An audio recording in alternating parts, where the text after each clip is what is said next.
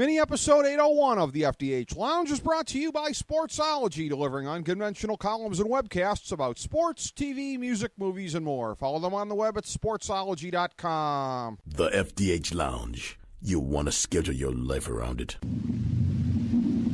A long time ago, on a gloomy, wet Cleveland spring night, two men stand alone amidst the late-night drizzle. Their voices echo across the vacant station parking lot as they debate the merits of the great American radio show that have been missing for far too long. On that night, an idea was born. That idea became the FDH Lounge.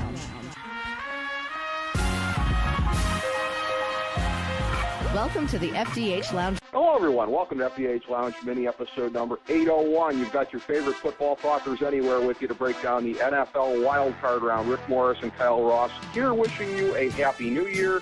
Looking ahead to a weekend of football. Notice I didn't qualify that, Kyle, by saying good football, great football, whatever. It's going to run the gamut, but probably mostly veer towards the subpar. Much like ... some of my metrics from the course of the season in making picks here. I'll get the best one out of the way on my overall picks. 8-7-1 last week, 125, 118, and 12 for the year. So I got to go 8-3 to get under the wire for a 52.4%. I got to go 8-3 in the playoffs to make that happen. From there, it certainly doesn't get any prettier. 1-2 on my big three. 20, 28, and 3 is where I finish up on that. 0-1 on my lock pick, putting me. It's probably less shameful to just say 3 out of 17 rather than give you the L number. Kyle, if my calculations were correct on this last week, I think 1-2, 36, 52, and 1 for the year, I believe. So onward and upward for the playoffs is all we can say. Who the fuck gives a damn about the regular season, okay, Rick Morris? This was the shittiest NFL regular season I can remember, and I can't, and I'm not just saying it because I wasn't very good.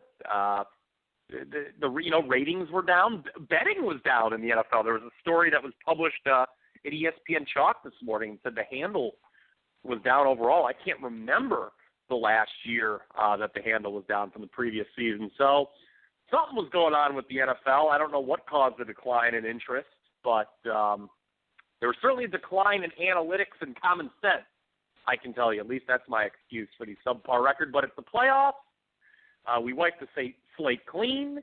Unfortunately, the CFL playoffs are already over, so I can't count those like Chris Berman likes to do sometimes, but which is actually kind of funny. One of his few funny remaining jokes is he prepares to, quote, accept a new role, in the words of John Skipper over at ESPN. But I'm ready to go, man.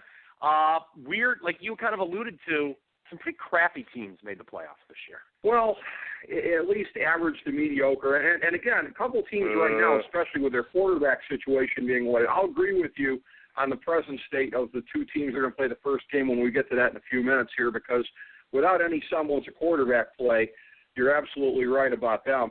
A couple things I will say about what you just said. First of all, to point out for accuracy here, I think week by week since 2012, I mean, you've been 60% or above every year on the show, so nothing for people to cry about with the way that it went this year.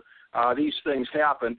As far as how it goes and the level of interest that there was in betting this year, I'm going to go ahead and just kind of guess off the top of my head that meant that Vegas probably took it in the pooper a little bit less than they would have otherwise, because the kind of read that I was getting was that the public was doing better than usual this year, which I think had something to do with your particular run of luck.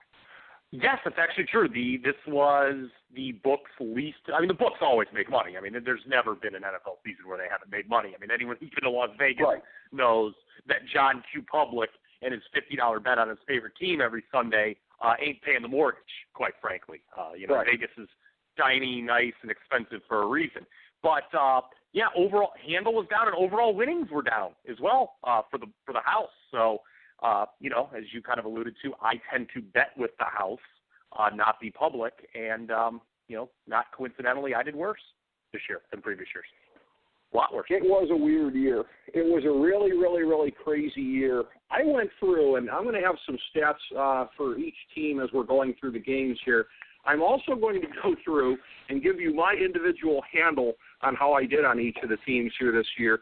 And what's really interesting is there's two teams that I did great on this year that are in the playoffs, and they're both playing this weekend. And I also did really great on them last year. And one team that I did very good on that I did great on last year. So there's some correlation there. And then there's some teams where I just wasn't very good on them this year or last year. So we'll see how that shakes out. I don't know if it'll give me any more confidence in the plays I'm about to make with them this week because, again, these are some interesting kind of lines. And we talk about this in terms of gambling with the NFL. This is why the NFL, I won't even say anymore, doesn't try to discourage gambling, but all but overtly encourages it, especially with all their stuff with the whole daily fantasy, thing here, which is just a thinly veiled ruse to get people to gamble. Because who would care about these games if it wasn't for the point spreads, Kyle? A lot of these playoff games in the first, I'll say 2 rounds, at least the first weekend, who would care if not for the point spreads? I think we're going to get some potentially good matchups next weekend, if everything breaks the way I think it's going to now. The way I think things are going to break has tended not to happen this NFL season, but I think at least 3 of the 4 matchups next week could be pretty good. New England's probably going to be faced with a pretty overmatched opponent regardless of who it is. But, for me, I don't think there's any must-see games. Maybe the last one of the weekend I would watch if I wasn't in this industry. But, it's a pretty weak game. And, it's funny you talk about having a handle on certain teams. There were just a number of them this year that made the playoffs that I just don't respect or I don't regard.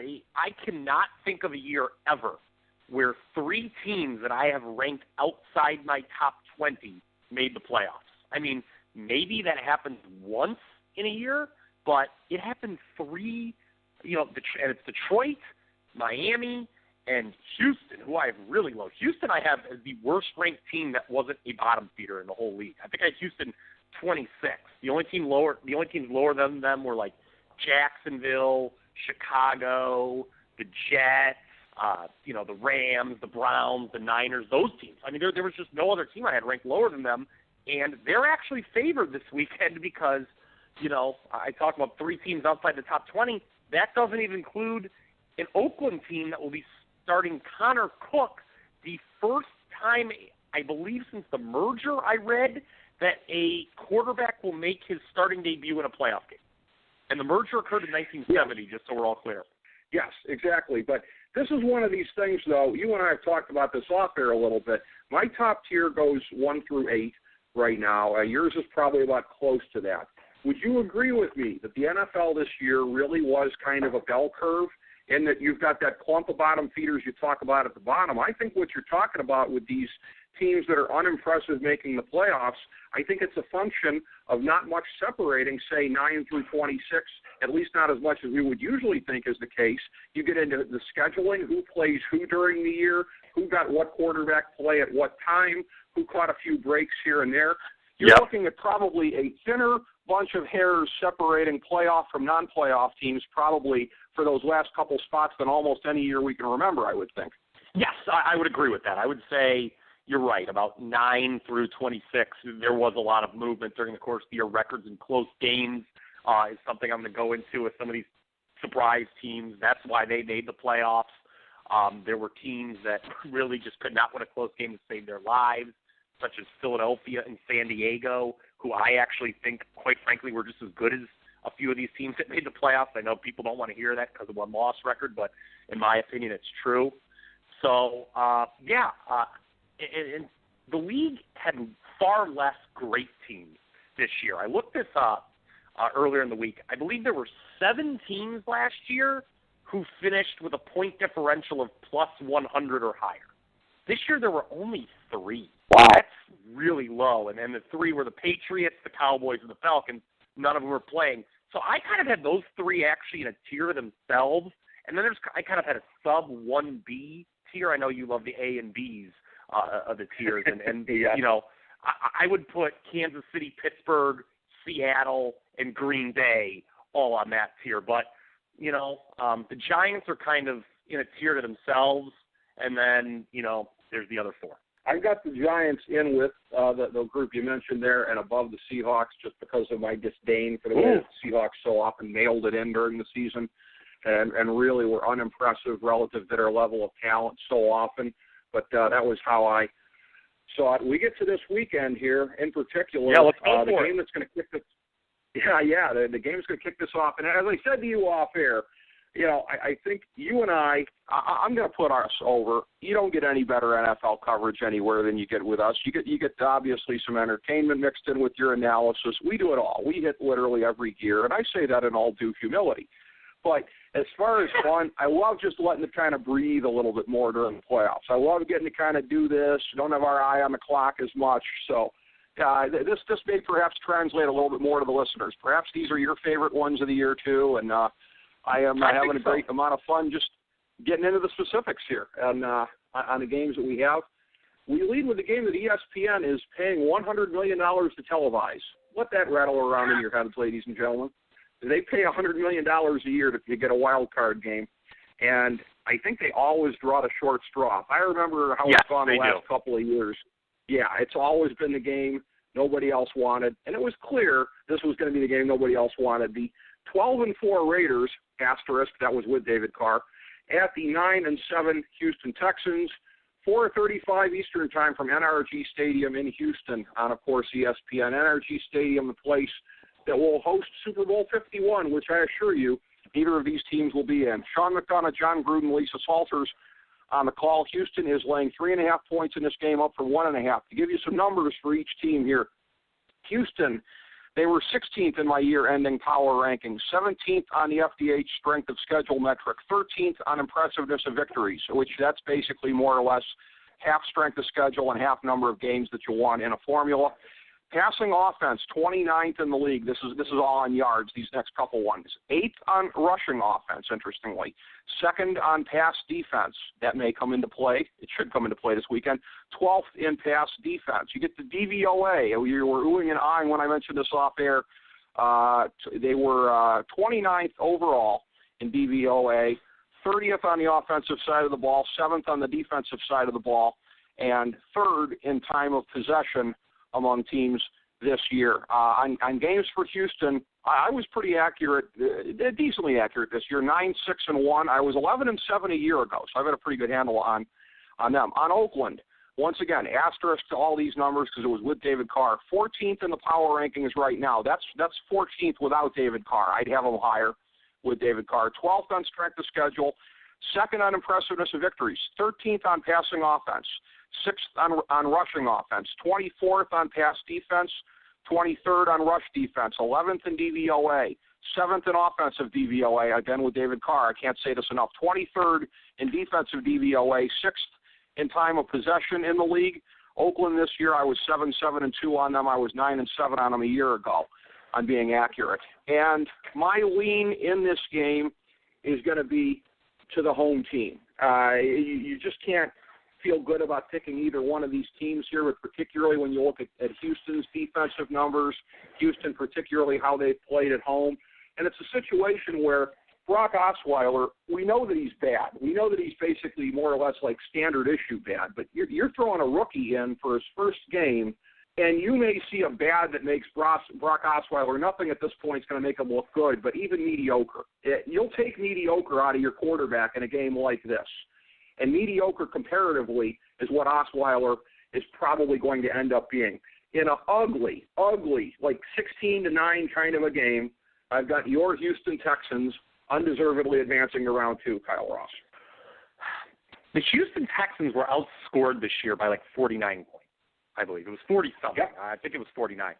That is the 4th worst point differential by a playoff team in the modern era. Now, Houston fans will be happy to know that the only 3 worst all actually won their first playoff game. But those teams were all underdogs. So I think it's safe to say if you want to put a bow on the 2016 Houston Texans season, I think it's absolutely fair to say they are the worst team to ever be favored in an NFL playoff game. Would you agree with that? I would agree with that, and quite frankly, again, in another circumstance, now again, Oakland might not have lost their division had it not been for losing Carr at the end. But in a situation where they've got Carr, they're the favorites, and I undeniably go with them on the road. I can't stress enough how much that changed the entire complexion of this game. Okay, a couple things. Number one, I'll just get this out of the way. Spoiler: I'm not picking this game. Once it became apparent that the Texans were going to be favored, I was out. I actually would have taken them, and you can tell the odds makers anticipated most people would too. Otherwise, they wouldn't have opened them as a favorite. Had the Texans been a dog here, I absolutely would have taken them. Do you agree that the Matt McGloin to Connor Cook move is kind of irrelevant? It's just that they don't have Derek Carr, right? I mean, like you would not be doing cartwheels over the Raiders if Matt McGloin was starting here, would you? No, that's accurate. And I'll tell you this, that the Oakland team I saw, watching footage of them after Carr went down on Christmas Eve, and then especially against Denver last week, and this is one of these things, I mean, you laugh when I talk about gut feelings or anything like that, but Oakland to me felt like pre-David Carr emergence Oakland. Remember those years that they had? And I'm not even necessarily talking about when they were like the dregs of the league necessarily, but when they were like a 5-11. I'm not type team, and I'm not calling them a 5-11 team now, but they looked like the Oakland Raiders of old, not this new and improved model. That's just what I feel in my gut watching them, the feel that I get. So no, Matt McGloin wouldn't have made the difference here. I just think it could be even uglier with Connor Cook in there, who I said when he came out was a hugely overrated draft prospect. And somebody who I don't expect to do anything in the NFL. Now, is that because he routinely broke the heart of Ohio State? No, because I thought Taj Boyd was going to be pretty good at the next level. He did the same thing, so you can't throw that at me. Taj Boyd kind of surprised me that he. I thought he was going to have a future at the next level, and I know Deshaun Watson's going to have a future at the next level. Take him number one, Brownies, please. So. What? Yeah, I love being Clemson quarterbacks. They could Deshaun get Watson, baby. Deshaun Watson. So, yeah, so you can't tell me that's why I don't like Connor Cook. I just don't think he's any good at the next level. And it's a thing where you want a point of comparison. You go back a couple of years here. Now, again, this guy managed to kind of stumble through a little bit better than I think Cook was able to. But T.J. Yates, kind of a similar thing, ironically, with Houston. Yes. Having to go with a quarterback when Matt Schaub was injured. That's kind of the spot that we're in here, similar. You are really overrating Deshaun Watson, by the way. Okay. Just as a side note. Number one, baby. There's no way they're going to take him number one. They could get him number one in the second round, I believe. I think you maybe want to... You're being silly season guy, Kyle. You're being silly season nitpicker guy. I'm just being honest, guy. I'm telling you what the people are saying right now. I'm not here to be right. I'm just here to tell you the people what's going on. People are nitpicking. People are missing the big picture. Well, just because they're nitpicking, I mean, if you can get him in the second round, why wouldn't you wait? They're not taking him first overall. Russell Wilson version 2. I wouldn't risk it. Holy shit. You and Colin Dean Ambrose, Roddy Piper, and Deshaun Watson, Russell Wilson. Will you stop with these goddamn comparisons all the time? I would feel bad for the Oakland Raiders, by the way, going into this game, if they weren't such a lucky team during the regular season. 8-1 straight up in games decided by 7 points or less. The lack of luck hit them at the worst possible time. Obviously, the Carr injury. They had to go in with a backup quarterback against the best pass defense in the league in the final game of the regular season on the road. It cost them the division. So, yeah, it's really tough to like the Raiders in this spot. They were outgained, by the way, on a per-game basis this year over the course of the season. Houston, I will say this, they did outgain their opponents at least. So that's if you're looking for something kind of between, inside the numbers, that's something you can hang your hat on if you want to take Houston. The total, you will notice on this game, is extraordinarily low by modern NFL standards. That really shouldn't come as a surprise due to the quarterback situation. I think it's 36.5 right now. Houston games, on average, second lowest scoring in the league, though I think not quite 36.5 points per game. So, and it's a public under, too, which is very rare. The public is on the under in this game, which you very, very rarely see. Exactly, but the public has obviously surmised how bad both of these offenses are at this point in time, especially passing offenses, and it is a passing league, so that does kind of determine that disproportionately. The nightcap game, well, we'll see how much better this one is. It's the 9-7 Lions at the 10-5-1 Seahawks. Saturday night, 8:15 Eastern Time from CenturyLink Field in Seattle on NBC with Michaels, Collinsworth, Tafoya, and Heather Cox on the call. This is a game where Seattle opened laying 7.5 points. They are now up to 10 at this point. Seattle, 8th in my year-ending power rankings, a team that, again, very unimpressive relative to their level of talent and a lot of times just sleepwalked a lot, inexcusable. 29th, and tied for 29th in strength of schedule also, too. 26th in impressiveness of victories, 10th in passing offense, 25th in rushing offense, uncharacteristic of the Seahawks, 8th in passing defense, 7th in rushing defense, 9th in DVOA, 17th in offensive DVOA, 5th in defensive DVOA, 22nd in time of possession. Again, uncharacteristic of the Seahawks. I was 8-8 on the Seahawks, picking them this year. I was 11-7 last year, a little more accurate on them. I was a lot more accurate with Detroit. 10-4-2 this year on picking their games accurately. 11-4-1 a year ago. And I don't know why. I've just been fairly accurate on them for reasons I can't even begin to tell you. I have them in the power rankings 12th, 27th in strength of schedule, 21st in impressiveness of victories, 11th in passing offense, 30th in rushing offense. They can't run at all. 19th in pass defense, 18th in rush defense, 27th in DVOA. There you go, Kyle. 15th in offensive DVOA, 32nd in defensive DVOA, 21st in time of possession. All of this adds up to, again, Seattle is laying 8 points in this one here.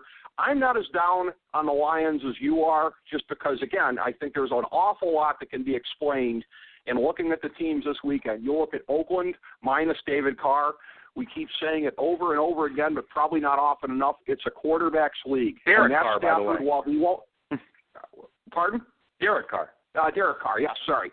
Derek Carr, you have the me disease where you keep calling him David, yes. Yes. Derek Carr, yes, Freudian slip.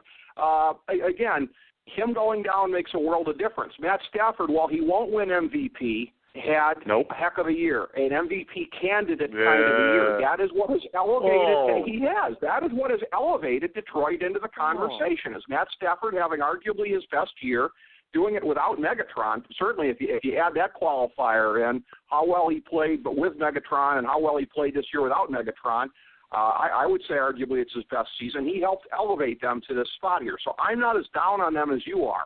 The Lions have outstanding play at the league's most important position. So that is going to put a floor on how bad I think they are. Seattle, I look at them in this game. I'd have to be really down on them, which I'm not to take them here. I will take them to cover. Seattle, to me, the question they have to answer in the next month is, are they Clemson? Are they a team that just didn't give two craps about the regular season, couldn't be bothered to show up, wait till when it's playoff time? You saw it with Clemson, and you may see it with Clemson again next week. Is that going to be the case with Seattle? I don't know, but it should be the case this week. I don't think that they're absolutely going to house the Lions. I think the outcome of the line will be in play into the fourth quarter. Probably about a 10-point win. You'll be sweating it if you take Seattle, but that's my recommendation. Oh, so you think that Hill-Jack Davo with Goldbrick and your boy Hugh Meyer is what you're saying now. That's the story you're sticking to. Okay. Lulling him to sleep. I like Seattle a little bit more than you and a little bit more than most still. I do recognize that they are not as strong as past editions. I think in the entire history of us doing this show together, which I believe dates back to 2012, I want to say. Yes. Maybe? On a week-by-week, yeah. Okay. Yeah, and that was the year that Seattle kind of broke through, if you remember, into the kind of upper echelon of the league. This is probably their weakest team. And I'll actually eliminate the qualifier probably. It is. Now, that's saying I still have them 6th in the league in my own power rankings. I have Detroit 21st. And by the way, this is not the largest gap of any playoff meeting this weekend in my power rankings, just to give you an idea. That is crazy. I will agree with you to a point about Matt Stafford. He's not an MVP candidate. That's preposterous. But he did have his best year, and I know to a lot of people the fact he did it without Calvin Johnson is like a shock.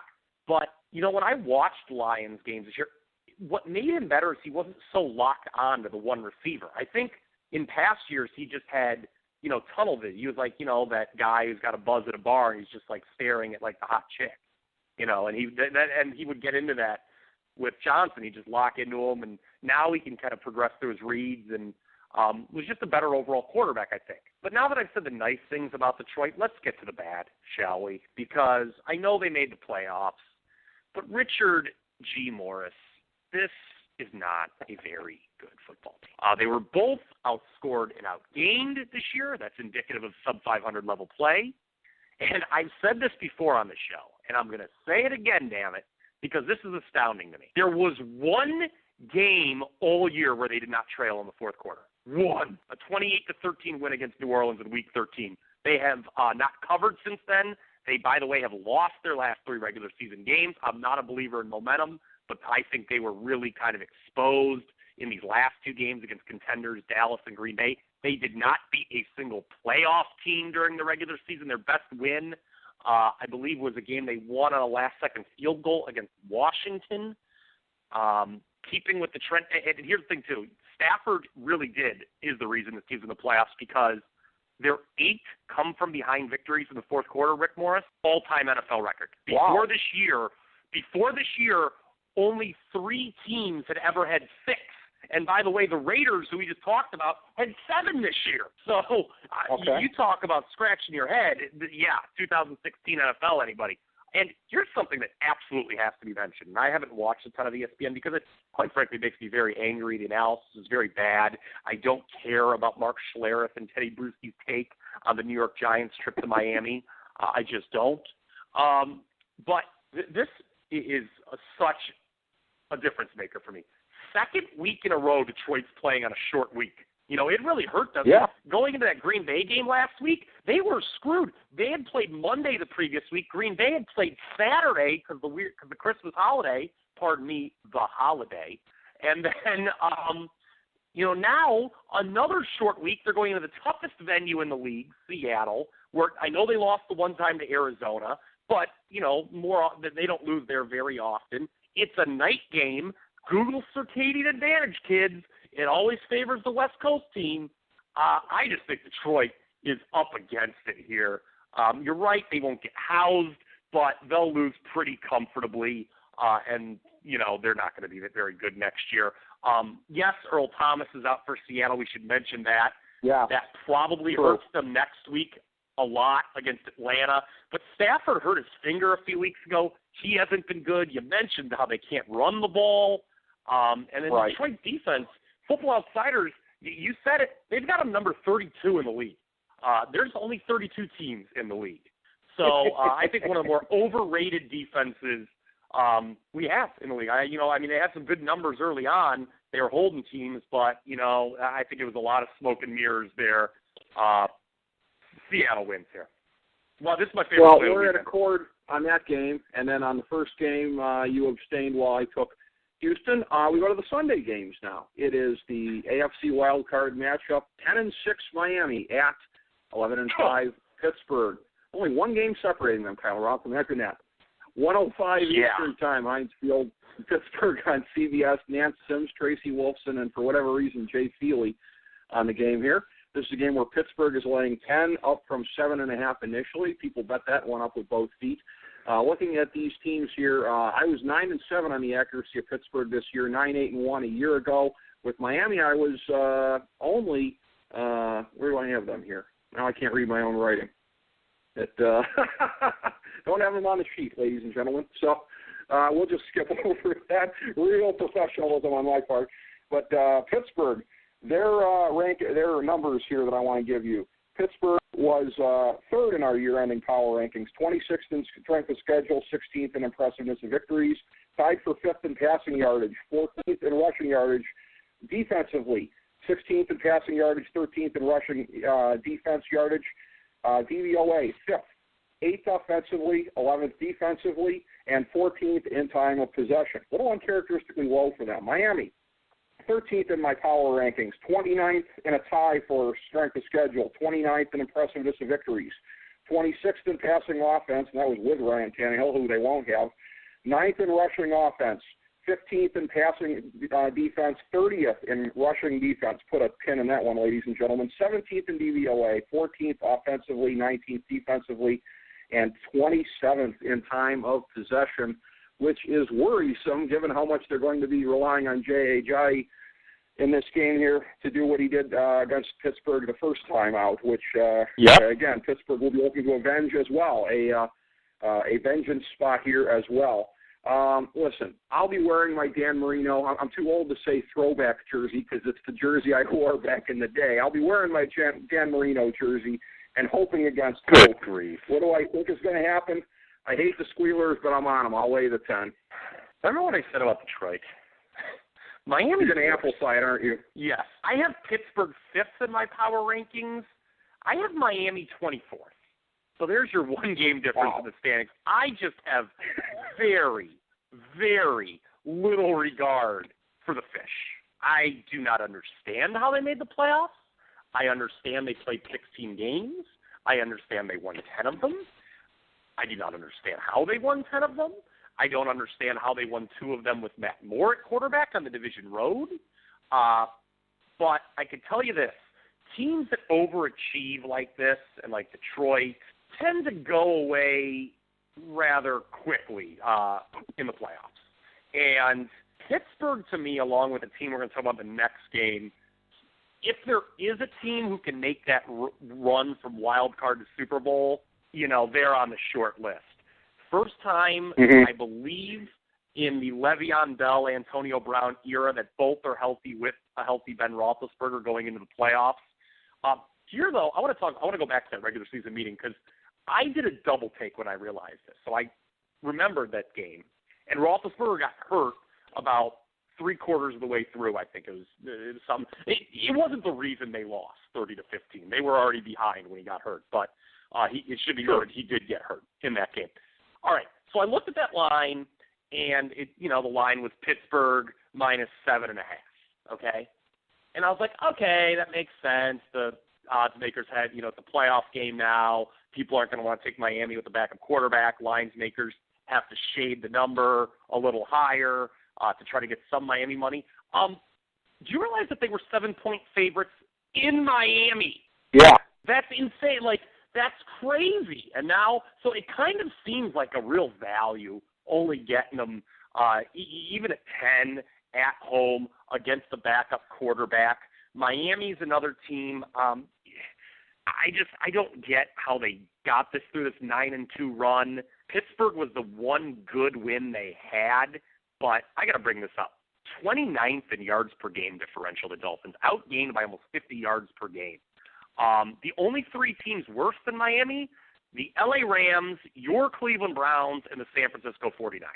That's not very good. Again, though, that point spread going into the first Pittsburgh game, that was the start. That Pittsburgh game was the start of Miami's big run. Yes. They were 1-4 going in, so what would you expect Yes, they were. at that point in time? For the 9-2 run, the only thing I've got to say about this is this. In recent years, this hasn't been the case with Bill Belichick, but in his early years in New England, I think, again, if you look at the statistics of his team versus how they performed on the field, I'll have to look this up, but it's my impression that they kind of overshot what the statistics were a couple of different points in time. I expected an improved Dolphins team under Adam Gase, and while it didn't show up statistically, maybe it just showed up on the win-loss ledger there, Kyle. New England, and we're not going to get a chance to talk about them this week, their statistics are pretty impressive this year. I think there's a clear-cut case for the number one team in the league. I mean early 2000s, Kyle. I'm talking early 2000s New England. You're right. Yeah, I mean, you're right.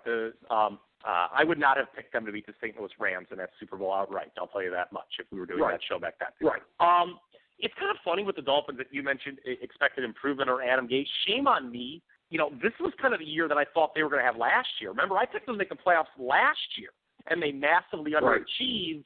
And then now this year they kind of turned it in. So if you would have told me at the start of last season, hey, the Dolphins are going to win 15 games over the course of the next 2 years, I'd be like, okay, that sounds about right.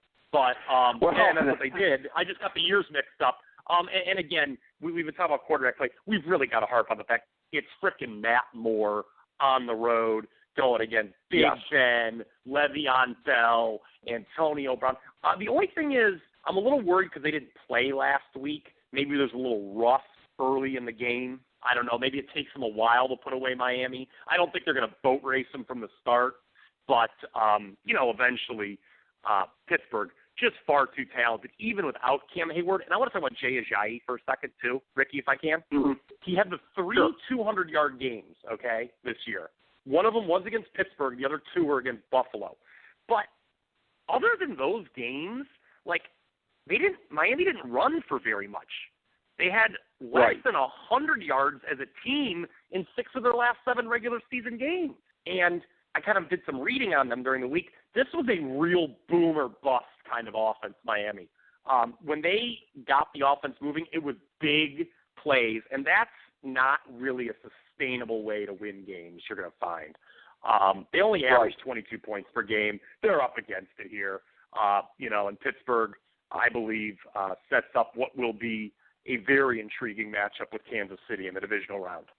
Yes, it would be. We're going to have a couple great matchups next weekend. The only great matchup we're going to have this weekend is the one that caps it off. It's the 11-5 Giants at the 10-6 Packers. By the way, final note on Miami, I did find it. I was 9-7 on picking their accuracy this year, 13-3 a year ago.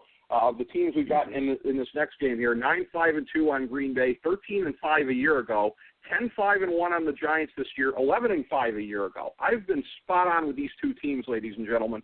4:40 Eastern time for Lambeau Field in Green Bay on Fox is where they'll be playing. The A team for Fox, unsurprisingly, of Buck Aikman and Andrews in the only game on Fox this weekend. I'm sure there's a correlation there. Looking at these two teams, again, the line on this game, Green Bay is laying 4.5 down from 6.5 initially. Green Bay in my final season power rankings were 16th in strength of schedule, 7th in impressiveness of victories, 7th in passing offense, 20th in rushing offense, 31st in pass defense, 8th in rush defense, 7th in DVOA, 4th offensively, 20th defensively, and 4th in time of possession for the Giants. 7th in my final power rankings, 24th in strength of schedule, 11th in impressiveness of victories, 17th in passing offense, 29th in rushing offense. They also can't run, ladies and gentlemen. 23rd in pass defense, and 3rd in a tie for 3rd in rush defense, rather. 10th in DVOA, 22nd offensively, 2nd defensively, the inverse of what you would have gotten many past seasons, quite frankly, and 29th in time of possession this year. Harkening back to, again, they can't run. So that is something that really kind of makes it interesting looking at this game here, the matchups. To me, it's an obscenity that one of these two teams is going to go home, whereas the winner of Oakland-Houston is going to be playing next week. Life is not fair, as it has been pointed out time and time again here. In looking at this one again, double revenge spot for Green Bay. Both of New England's Super Bowl wins in the last decade came with unlikely wins at Lambeau. I don't know if this one would be as unlikely. The Giants, the way Green Bay's been it's the way Green Bay's been playing recently, maybe it would be as unlikely. I don't know. Green Bay's been the hotter of the two teams. I'm on the Giants in this spot, not least of which, again, not to be the old wimpo here looking at the line, but I still think Green Bay is more likely to win than not. I'll say probably about a 5/8 chance that Green Bay wins the game, but the number to me is what comes into play. It's basically 2 out of 3 chances here. You've got to make sure that your one chance of Green Bay winning fairly solidly comes up versus I've got if the Giants win, and I've got also if the Giants keep it within 4.5 points. So you're the one that's told me so often, Kyle, how many times these games fall around 3 or 4 points here. So I'm going to take your word for it. I'm on the Giants here to at least cover in this one. Sharps did come in, as you talked about earlier, and took the Giants plus the point. Mm-hmm. I think the number's too low now at this point. I think there's some value on the Pack. And I'm going to make it 3 for 3 with favorites this week. Very unlike me when it comes to regular season picks, but the playoffs is kind of a different story. You know, people kind of view the two teams as largely being even, which isn't always the case, and I certainly don't think is the case this weekend on the majority of the matchups. You already mentioned that 2 times the Giants upset the Packers en route to Super Bowl victories. One time NFC Championship game was against Brett Favre. Then there was that 15-1 Packers team with Aaron Rodgers that they upset the second time around. In the divisional round. Yeah. Yes. Green Bay was 1 and done. It's kind of funny. Was that the peak of Aaron Rodgers that year? You know, some may say they really haven't gotten back to that level. They have not been quote-unquote, the best team in the league since that point. They just have not. Now, Rodgers is hot right now. You're talking about a guy completing 70% of his passes at 8.5 yards per pop, 15 touchdowns, no interceptions during a 6-game win streak. Hello. So he's playing really well right now. Getting back to the history, though, Giants have covered 5 straight times against Green Bay. So they've had their number. 2 of those, though, were in Brett Favre's last year. So that's not really that relevant here. Regular season rematch, Ricky, again, we have here. 3 of the 4 games this weekend are regular season rematches. Seattle-Detroit is the exception. Green Bay won the first meeting 23-16. They were 7.5-point favorites in that game, so the spread did come into play there. It's smaller here. Misleading final, though. Green Bay outgained the Giants 406-219. They are up 23-9 until the Giants stole the cover with a garbage time Odell Beckham touchdown with about 2 minutes left. So I think that final score was misleading. The New York Giants I picked to make the playoffs. Rick Morris, if you remember. I picked both Dallas and the Giants to make the playoffs this year. Maybe 2 of the only things I got right this year. The New York Giants, however, were a lucky team. Now, I figured that some luck was due to go their way because they've been kind of an unlucky team in recent years, but even I was surprised by the amount of luck that went their way. 8-3 in games decided by 7 points or less. The rest of the league, not including the New York Giants, 2-43 in games where they lost the turnover margin by at least 3. The Giants were 2-0 somehow in such contests. The defense was the story for the Giants. It's also going to be the reason that I picked them to regress severely next year. They made a massive jump in DVOA defensively, mainly because they stayed healthy and they had good cornerback play, which they had not gotten. 2 things that had not been the case in the last several years with Camp Coughlin. Where was I here? They spent a lot of money in free agency, too. Thanks for their fucking free agency defensively. Yes. Thank you for saving me there because I wanted to get – now I know why I forgot about what I was going to say because it's something that Giants fans aren't going to want to hear. This offense is not very good. They didn't score 20 points in any of their last 5 games. Green Bay, by the way, averaged about 34 points per game the last 4 weeks. In over half of their games, the Giants did not score 20 points. I just don't think they have enough firepower to stay with Green Bay here. I'm going to lay the number. Okay, so you're taking the dog. We got about a minute left here. By the way, this game with McCarthy and McAdoo, it's the Flair-Luger matchup of this weekend. I taught you everything you know, but I didn't teach you everything I know. So looking ahead in the playoffs there we go. Yes, okay. I told you I was going to pull that one out. Looking ahead here, I'm going to have New England tentatively over Kansas City on Championship Sunday, Atlanta over Dallas, New England over Atlanta in the Super Bowl as the Dirty Bird makes it down to Houston. How do you have it, Kyle? God, I'm conflicted on that potential Atlanta-Dallas matchup. I'll absolutely be taking the points. But I'm going to go New England over Dallas in the Super Bowl, I think. New England beating Pittsburgh in the AFC Championship game. So sounds like we'll be arguing about, if it comes to fruition, Steelers-Chiefs next weekend. We could be, although, again, I reserve the right to change my mind based on what we see this weekend. But me too. A fun-filled 45 minutes, as always. Thank you so much, Kyle Ross. Appreciate it, as always. And thank you, everybody, for tuning in to FDH Lounge mini-episode number 801, previewing the Wild Card Playoffs. As we bring the show to a close, we would like to extend our deepest gratitude to NBC, CBS, ABC, Fox, all Clear Channel affiliates, TNT, TBS, USA, UPN, Deadspin.com, YouTube.com, YTMND.com, MySpace.com, various blogs, Fox News, CNN, CNBC, MSNBC, IamBoard.com, Billboard.com, Google.com, ESPN, ESPN2, ESPN News, ESPN Classic, NBA TV, NFL Network, Sports Time Ohio, Athlon Magazine, Comedy Central, Cartoon Network, The Boomerang Channel, QVC, BET, The Spice Channel, Steno Notebooks, Manwich, Papermate Office Supplies, waitresses, strippers, bartenders, garbage men, janitors, microwave popcorn, the writers of The Office, Scrubs, Entourage, My Name is Earl, Oz, Metalocalypse and the Boondocks, Aquafina, and The Periodic Table of Elements.